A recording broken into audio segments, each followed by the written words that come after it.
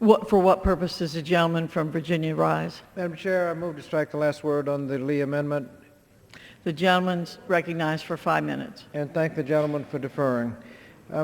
Madam Chair, we must acknowledge that passing a continuing resolution will do nothing to create jobs. We're stuck with an unemployment rate of 9% and have left the long-term unemployed who have exhausted their unemployment benefits out in the cold. Representative Lee's amendment makes it clear that some of us have not forgotten about these individuals and their families. The amendment will ensure that these hard-working Americans will have access to unemployment benefits during this historic economic recession. It's not only the right thing to do, but it will also help our economy. Economists estimate that the U.S. economy grows by over $1.60 for every dollar the government spends on unemployment compensation, because unemployed persons usually spend all of their benefits quickly. This $1.60 is in stark contrast to the 20 cents in economic activity generated by some of the tax cuts we passed last month.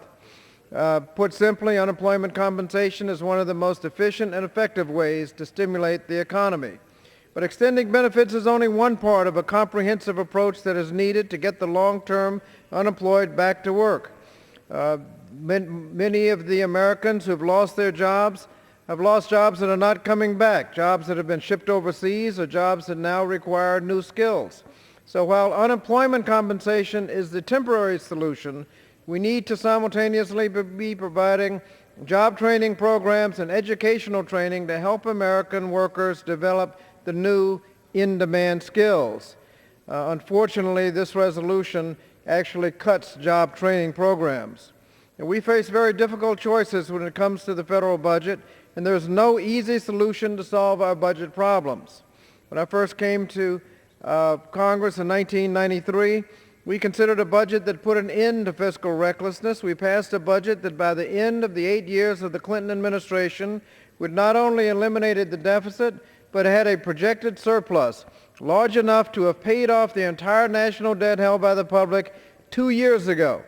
That means we would have owed no money to Japan, China, and Saudi Arabia.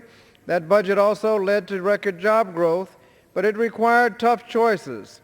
And in fact, dozens of members who voted for that budget lost their seats in the next election. Now, in contrast, under the Bush administration, we passed popular but huge tax cuts without paying for them, a prescriptive drug benefit without paying for it, a $700 billion bailout without paying for it, and cut taxes in the middle of 2 wars, all of which put us in the economic ditch. Now, in order to get the present deficits under control, we're going to have to make some tough choices. Unfortunately, at the end of last year, we made a move in the wrong direction when Congress passed a huge tax cut bill at a total 2-year cost of $800 billion without paying for it. To put that number in perspective, $800 billion exceeds the general fund budget of all 50 states. That's right, add it up. If you add up all the general fund budgets of the 50 states, it comes up to a total of $650 billion, less than the cost of the $800 billion tax cut bill. Now, before that bill was passed, many of us asked how we're going to pay for it, but nobody wanted to answer it. Everybody who supported the bill focused solely on the nice tax cuts. But now we're going to debate a long list of spending cuts in the proposed resolution to show how we're paying for it.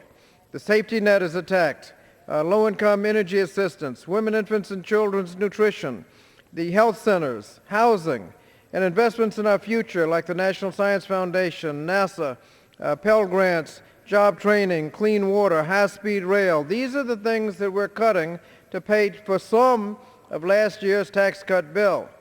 Now American people are seeing how we're going to pay for it.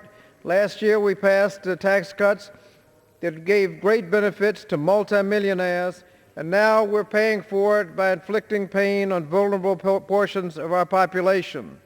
We can do better, and that's why we need to fight against these draconian cuts and programs that are so important to so many people, and instead provide assistance where it helps not only individuals, but helps the economy, as the Lee Amendment does. The American people deserve better than this resolution. We should support the Lee Amendment, but oppose the underlying legislation, and I urge my colleagues to do just that. I yield back the balance of my time. Madam Chair.